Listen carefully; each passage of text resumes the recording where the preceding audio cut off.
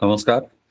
प्रारब्ध पर आप सभी का स्वागत। मैं मनीष। चैनल आपने सब्सक्राइब किया है, वीडियोस को आप लाइक करते हैं, शेयर करते हैं, इसके लिए बहुत बहुत धन्यवाद। बेल आइकन जरूर दबाइए ताकि किसी भी अपलोड की सूचना सीधे आपको मिले। दर्शकों, कई बार होता है कि एक खास जगह का चुनाव और उसके नतीजे बहुत दूर दूर तक असर डालते हैं। पश्चिम बंगाल में जब से चुनाव के नतीजे आए हैं, उसके बाद से देश के राजनीति में एक दूसरे तरह की हलचल है। और आप सोचें, नतीजे तो 5 राज्यों के आए, लेकिन वेस्ट बंगाल के नतीजे किस मामले में अहम हैं? हालांकि असम में हैट्रिक लगाई बीजेपी ने, लेकिन वेस्ट बंगाल में, पश्चिम बंगाल में भारतीय जनता पार्टी की इस धमाकेदार जीत ने कितना असर डाला है दूसरी जगहों पर, इसकी धमक 2027 तक आ चुकी है। जी हाँ, 2027 में उत्तर प्रदेश का विधानसभा चुनाव, और उत्तर प्रदेश के विधानसभा चुनाव में इसका असर किस तरह से दिखाई दे रहा है, उसकी कुछ बातें आपको अगले कुछ मिनटों में मैं सामने रखूं। जी हाँ, उत्तर प्रदेश भाजपा से पहले शुरुआत कर लेते हैं। बंगाल जीत के बाद अब भारतीय जनता पार्टी का पूरा फोकस उत्तर प्रदेश है। 2027 के पहले जब चुनाव होंगे, उससे पहले उत्तर प्रदेश में भारतीय जनता पार्टी की जो सरकार है योगी आदित्यनाथ की, वहां और उसी के साथ साथ भाजपा संगठन, इन दोनों जगहों पर बहुत बड़े पैमाने पर बदलाव की तैयारी की जा चुकी है। जी हाँ, योगी आदित्यनाथ ने अब अपने सरकार में बदलाव की शुरुआत की है, और ये बदलाव की शुरुआत योगी आदित्यनाथ अपने मंत्रिमंडल में नए चेहरों को जगह देके करने जा रहे हैं, और ये सारा कुछ अगले 10 से 15 मई के बीच हो जाएगा, बहुत जल्द।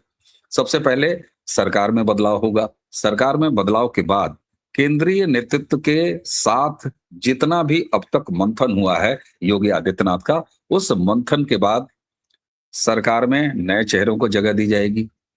इलाका, जो अलग अलग क्षेत्र हैं, उसको बैलेंस किया जाएगा। उसके बैलेंस के बाद उम्र दराज चेहरों की छुट्टी होगी योगी कैबिनेट से, और ये सारा कुछ फुल प्रूफ प्लान, कई दौर की मंथन और कई दौर के बैठक, वो जो सेंट्रल लीडरशिप के साथ हुई है, उसके बाद लिया गया है। इसी के साथ केवल सरकार ही नहीं, चुनाव में संगठन भी जाता है और संगठन ही चुनाव लड़ता है। तो संगठन में भी व्यापक स्तर पर बदलाव की तैयारी की जा चुकी है। अगर कुछ अहम बदलावों की मैं बात करूं, तो जातीय समीकरण साधने पर भी इस पर फोकस किया जाएगा, जिसमें मंत्रिमंडल विस्तार, संगठन और सरकार, इन दोनों के साथ एक एक बूथ, एक एक विधानसभा के स्तर पर इस तैयारियों को किया जाना है। और ऐसा नहीं है कि उत्तर प्रदेश के लिहाज से ये सारी तैयारियां केवल और केवल भारतीय जनता पार्टी के बीच में हो रही हैं। नहीं साहब, बदलाव तो उत्तर प्रदेश में समाजवादी पार्टी के अंदर भी है। कल अखिलेश यादव जी ने अपने ट्विटर पर एक तस्वीर शेयर किया। हालांकि इस तस्वीर का बड़ा धार्मिक महत्व आप देख सकते हैं, लेकिन इसके साथ ही कुछ और ऐसे संकेत हैं जो ये बताते हैं कि उत्तर प्रदेश में समाजवादी पार्टी भी अपनी रणनीति को लेके कितने रक्षात्मक मोड में है।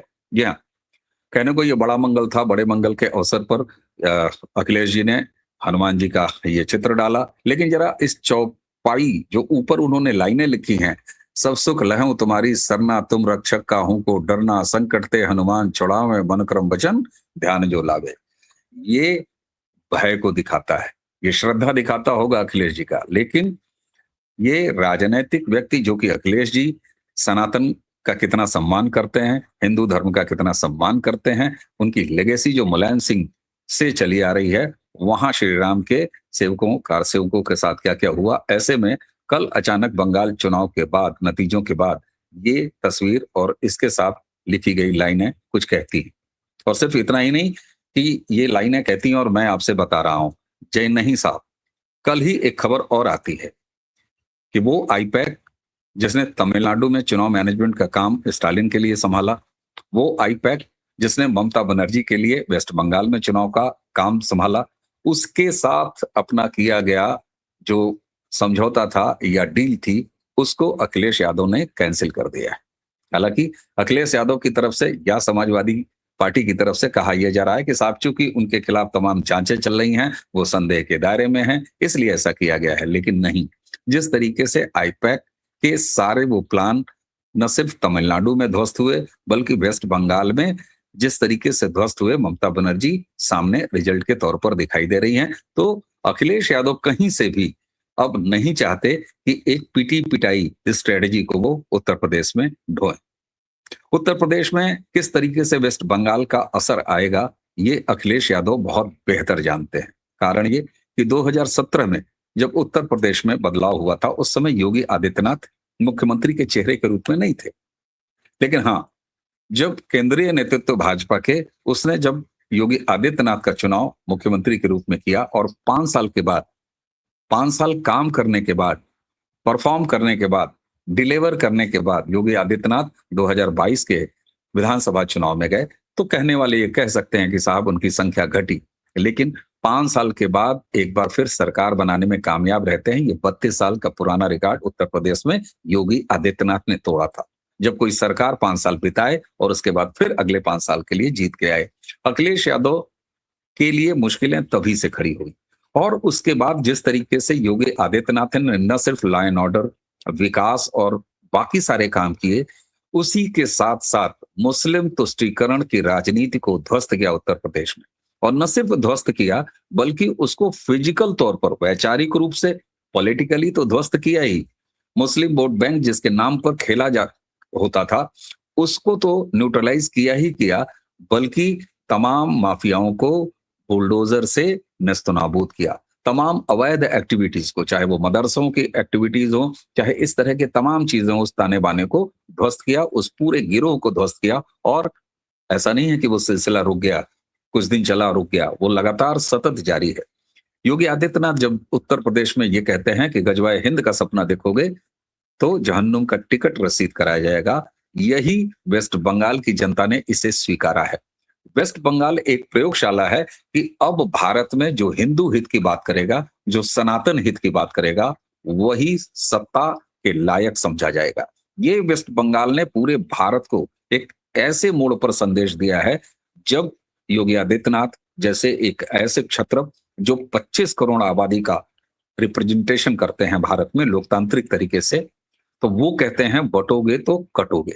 और प्रधानमंत्री जो कि कहते हैं इसी नैरेटिव को आगे बढ़ाते हुए कि एक रहोगे तो सेफ रहोगे। ऐसे में पीडीए का झुंझुना लेके चलने वाले, जातीय ताने बाने को सहेज के आपस में भिड़ा के अपनी राजनीति करने वाले अखिलेश यादव को पीडीए का नाम रातों रात बदलना पड़ता है और उन्हें हनुमान जी की शरण में जाना पड़ता है। लेकिन सनातन द्रोही ये चरित्र ऐसा है जो इतना ज्यादा एक्सपोज हो चुका है कि निश्चित तौर पर उसे अब कोई बाय नहीं करेगा। वेस्ट बंगाल एक और तरीके की उपलब्धि देता है, खास तौर से सनातन के लिए। और जातीय जो व्यवस्था है, जिसके खांचे में बांट बांट के, चाहे वो कांग्रेस रही हो, चाहे क्षेत्रीय दल रहे हों, उन्होंने लगातार हिंदू विरोधी राजनीति की है, हिंदुओं को बांट बांट के ही। उसका खात्मा भी वेस्ट बंगाल ने बहुत मजबूती से किया है। 80 से 82% हिंदू मतों का एक साथ पोलराइज होना यह संकेत देता है कि 35-40% वाले वेस्ट बंगाल में भी वह मुस्लिम वोट बैंक न्यूट्रलाइज हो जाता है और ममता बनर्जी को सत्ता तक नहीं पहुंचने देता। बल्कि सत्ता तक नहीं पहुंचने देना तो छोड़ दीजिए साहब, उन्हें 100 से नीचे लेके चला आता है। यही समीकरण उत्तर प्रदेश में 2017 में बना। तब योगी आदित्यनाथ फेस नहीं थे। 2022 में योगी आदित्यनाथ जब चेहरा थे, परफॉर्म करने के बाद थे, तो उनकी विकास के साथ सनातन की सेवा, सनातन को सुदृढ़, सनातन के परिमार्जन की छवि इस नैरेटिव को और आगे लेके जाती है।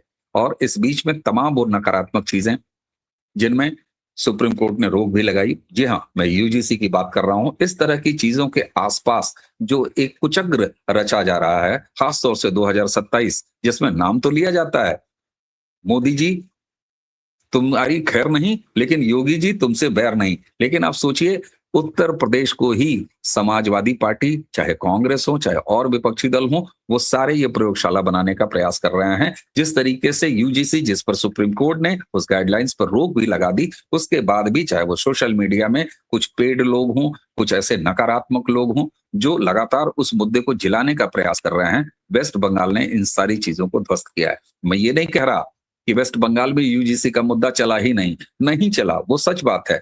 लेकिन उससे बड़ा संदेश वेस्ट बंगाल ने अपने इस जनमत के बाद जो दिया है कि हिंदू अब बटेगा नहीं।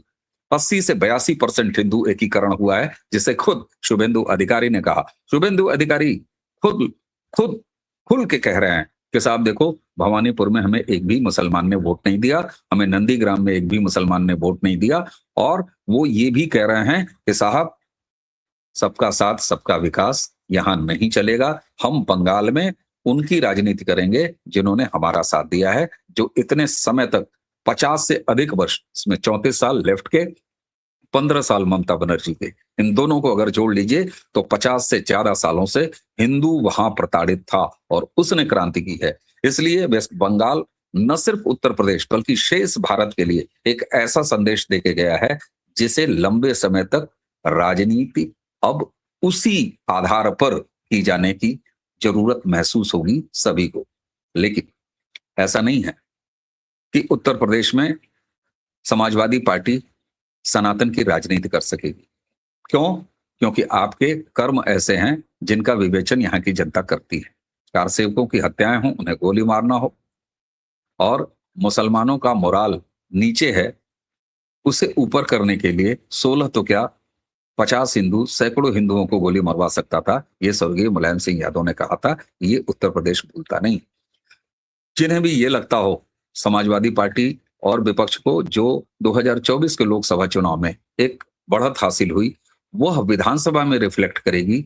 समय बहुत बदल चुका होता है। इसलिए मैं बार बार कह रहा हूं कि एक बहुत बड़ा और मजबूत संदेश उत्तर प्रदेश और शेष भारत को वेस्ट बंगाल से मिला है, और इसी बात की तैयारी अब उत्तर प्रदेश में शुरू हो चुकी है। प्रशासनिक अमले में भी बहुत बड़ा बदलाव आपको 10 से 15 मई के बीच में उत्तर प्रदेश में देखने को मिलेगा। सरकार के स्तर पर, मंत्रिमंडल के स्तर पर आपको बदलाव देखने को मिलेगा। संगठन के स्तर पर आपको बदलाव देखने को मिलेगा। और हाँ, आज मैं बड़ी विनम्रता से एक बात आपके सामने कहना चाहता हूं। आपने 2017 से, जब से उत्तर प्रदेश में योगी आदित्यनाथ आए हैं, जब से 2022 में वो दोबारा सत्ता में आए हैं, आपने हमेशा हर 3, 4, 6 महीने के बाद चंडू खानों से उड़ती हुई एक खबर जरूर सुनी होगी कि यहां साहब अमित शाह वर्सेस नरेंद्र मोदी है, नरेंद्र मोदी वर्सेस योगी है, योगी वर्सेस अमित शाह है। लेकिन यकीन मानिए कि यह तिकड़ी, यह टीम, उत्तर प्रदेश हो, चाहे बंगाल हो, चाहे शेष और चुनाव हो, यह इन चंडू खानों की खबरों से बहुत अलग है, बहुत ऊपर है। और यही वजह है कि अखिलेश यादव अब अपनी स्ट्रेटजी बदल रहे हैं, और सरकार चलाने में, चाहे वो केंद्र का हो चाहे राज्य की हो, वह एक अलग कौशल है जिसके लिए केंद्रीय नेतृत्व में प्रधानमंत्री नरेंद्र मोदी, गृह मंत्री अमित शाह और उनकी टीम अलग काम करती है। यही स्थिति राज्य के स्तर पर योगी आदित्यनाथ की है, जहां वो डिलीवर करते हैं विकास की योजनाओं के साथ, केंद्र सरकार की योजनाओं को सफलता से लागू करते हुए, लॉ एंड ऑर्डर को मेंटेन करते हुए उत्तर प्रदेश में विकास और उसके साथ ही निवेश लाने के मामले में।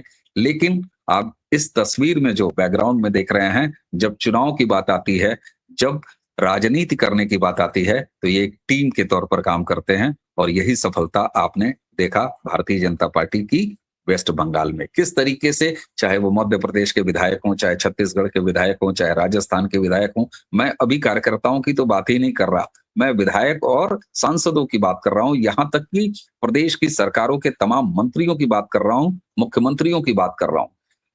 एक एक शहर में, एक एक पूरे बंगाल के रूरल इलाके से लेके अर्बन इलाकों तक झंडा, बैनर, पोस्टर लगाने का काम विधायकों ने किया है, मंत्रियों के ने किया है, पर्दे के पीछे सारे मीडिया की चमक धमक से दूर। तो ये होता है एक पार्टी एक संगठन के रूप में जब उतरती है, और तब वहां पर आपको हेमंता विश्व शर्मा अपना चुनाव निपटाने के बाद वेस्ट बंगाल में दिखाई देते हैं, आपको योगी आदित्यनाथ लगातार दिखाई देते हैं, काबा और मदीने के उस सारे सपने को तोड़ते हुए दिखाई देते हैं, क्योंकि यहाँ तो वो गजवाए हिंद के सपना देखने वालों को जहन्नुम का टिकट रसीद करा के जा रहे होते हैं। तो इसलिए एक टीम के रूप में ये चंडू खाने की खबरें कभी भी भारतीय जनता पार्टी के उत्तर प्रदेश में चल रहे इस सतत विजय अभियान को कहीं से बट्टा नहीं लगा पाएंगे। हाँ, कुछ नकारात्मक चीजें होंगी, हमें या जितने भी राष्ट्रवादी हैं इन नकारात्मक चीजों से, खबरों से, अफवाहों से और कुछ जानबूझ के की जाने वाली खुरापातों से दूर रहने का पूरा प्रयास किया जाना चाहिए। तो हमें उम्मीद है कि समाजवादी पार्टी एक नई स्ट्रेटजी बनाएगी।